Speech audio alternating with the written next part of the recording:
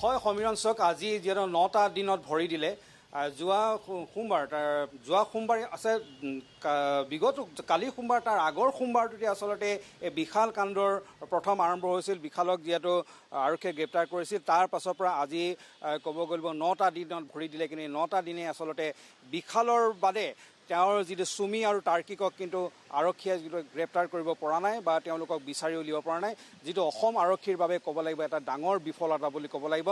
আৰু সমান্তৰালভাৱে কেৱল চুমি তাৰ্কিকে নহয়, সমান্তৰালভাৱে চুমিৰ ককায়েক ৰাজীৱ বৰা আৰু চুমিৰ বৌৱেক ৰিংকি মিলি তেওঁলোককো কিন্তু আৰক্ষীয়ে আজিলৈকে বিচাৰি উলিয়াব পৰা নাই।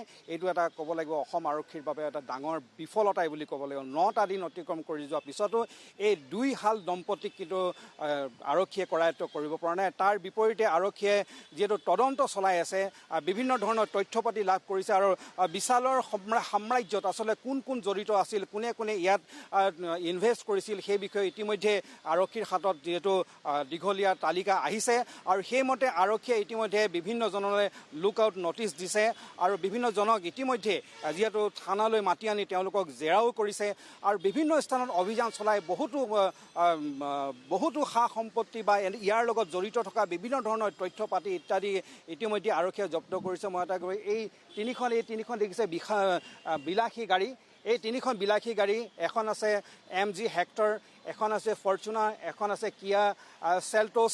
এই তিনিখন গাড়ী দেখিছে, এই তিনিখন গাড়ী আচলতে বিশালৰ আৰু বিভিন্ন তেওঁলোকৰ আত্মীয়সকলৰ পৰা এই গাড়ীসমূহ জব্দ কৰা হৈছে। ইয়াত মন কৰিব প্ৰতিখন গাড়ীৰে VIP নম্বৰ 0006, গোটেইকেইটা চিৰিয়েল চিৰিজৰ আছে। IJKL তেনেকৈ চিৰিয়েল নম্বৰ আছে, গোটেইকেইখনৰে আচলতে VIP নম্বৰ 0006। বিশালে যিসকলক এই গাড়ীসমূহ উপহাৰ দিয়ে তেওঁলোকক সকলোকে VIP নম্বৰ লয় আৰু সেই নম্বৰটো হৈছে 0006। এইখন AS06 AL 0006, এইখন AS06 AJ 0006, এইখন ফৰ্চুনাৰ। তাৰপৰা এইখন হৈছে MG হেক্টৰ AS06K 0006। প্ৰত্যেককে এনেধৰণৰ দামী গাড়ী তেওঁ উপহাৰ দিয়ে আৰু বহুতো সা সম্পত্তি ইতিমধ্যে তেওঁৰ পৰা জব্দ কৰা হৈছে। তেওঁৰ 18টাকৈ বেংক একাউণ্ট ইতিমধ্যে আৰক্ষীয়ে যিহেতু চিজ কৰা বুলি কৈছে। তদুপৰি তেওঁৰ যিসমূহ কাৰ্যালয় আছিল বা তেওঁলোকৰ যিসমূহ বাসগৃহ আছিল সেইবিলাকতো অভিযান চলাই আৰক্ষীয়ে বহুতো নথি পত্ৰ উদ্ধাৰ কৰিবলৈ সক্ষম হৈছে। নগদ ধনো যিহেতু ইতিমধ্যে উদ্ধাৰ কৰিবলৈ সক্ষম হৈছে। যোৱা এবছৰৰ পৰা আচলতে তেওঁ কাৰ লগত কেনেধৰণে ট্ৰেঞ্জেকশ্যন কৰি আছিল সেইবিলাকো ইতিমধ্যে আৰক্ষীয়ে চাই আছে।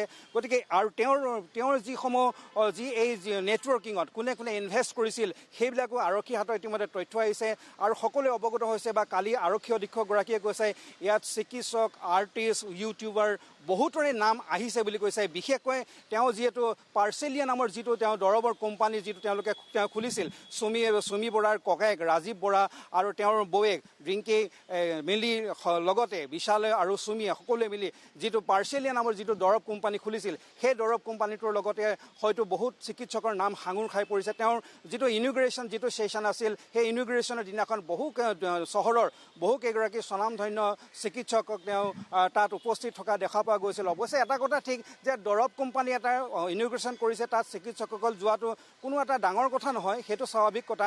কিন্তু সেই কোম্পানীটোৰ লগত কোনোবাৰ চিকিৎসকে ইনভেষ্ট কৰিছে নেকি বা সেইটো এটা ডাঙৰ কথা।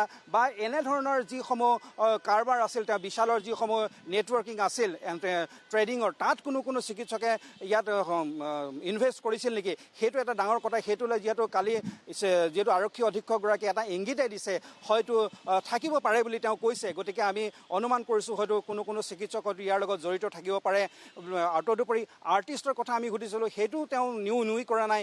ইউটিউবাৰৰ কথা সুধিছোঁ, সেইটো তেখেতে নুই কৰা নাই, থাকিব পাৰে কৈছে। আৰু বহুকেইজনৰ ইতিমধ্যে 7-8জনলৈ লুক আউট নটিচ দিয়া হৈছে। প্ৰায় 15ৰ পৰা 20 জনক ইতিমধ্যে সোধা পোছা কৰা হৈছে।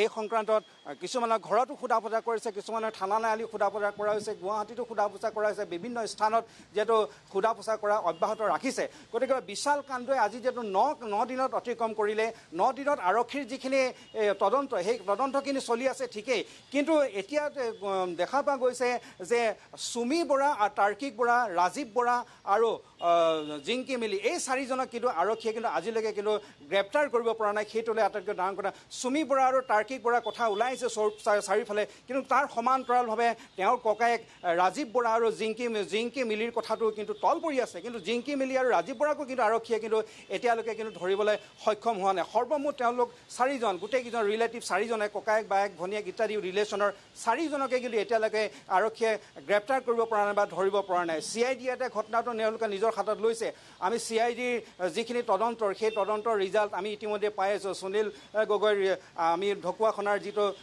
যিটো কাহিনী সেই কাহিনীটো এতিয়া অসমাপ্ত হৈ আছে এতিয়াও সুনীল গগৈ আৰক্ষীয়ে বিচাৰি উলিয়াব পৰা নাই গতিকে দেখা পোৱা গৈছে যে সুমি বৰা আৰু তাৰ্কিক বৰা লগতে ৰাজীৱ বৰা আৰু জিংকি মিলিক আৰক্ষীয়ে কেতিয়াকৈ গ্ৰেপ্তাৰ কৰিব পাৰিব সেইটো এটা ডাঙৰ কথা হৈ পৰিছে দিন বাগৰি যোৱাৰ লগে লগে আচলতে ৰাইজৰ মাজত প্ৰশ্ন উত্থাপন হৈছে যে আৰক্ষীয়ে তদন্তই কিদৰে আগুৱাই নিছে কিন্তু এইটো কথা ঠিক যে চাৰিজন ব্যক্তি এতিয়ালৈ পলাতক হৈ আছে আৰু আজি ইতিমধ্যে সকলোৱে খবৰ আহিছে সুমি বৰাৰ দুজন সহযোগী আজি ইতিমধ্যে বোকাখাটৰ পৰা আটক কৰিছে তেওঁলোকৰ পৰা নিশ্চয় বহুতো তথ্য লাভ কৰিব পৰা যাব গতিকে চাওক এনেধৰণৰ বিশাল সামগ্ৰী বিলাসী গাড়ী উপহাৰ দি কিদৰে মানুহবিলাকক তেওঁ আকৰ্ষিত কৰিছিল আৰু কিদৰে তেওঁৰ এই যিসমূহ ধন ৰাইজৰ পৰা লোৱা ধন কিদৰে লাখবিলাকত তেওঁ উদযাপন কৰিছিল আৰু এইটো কথা ঠিক তেওঁ ৰাইজৰ পৰা যিসমূহ ধন লৈছিল সেই ধনসমূহ কম সংখ্যকে তেওঁ ট্ৰেডিঙত খটাইছিল অধিকাংশ ধনে তেওঁ লাখবিলাকত তেওঁ খৰচ কৰিছিল সুমিৰ লগত কোটি কোটি টকা তেওঁ খৰচ কৰিছিল তেওঁ আত্মীয়সকলক কোটি লাখে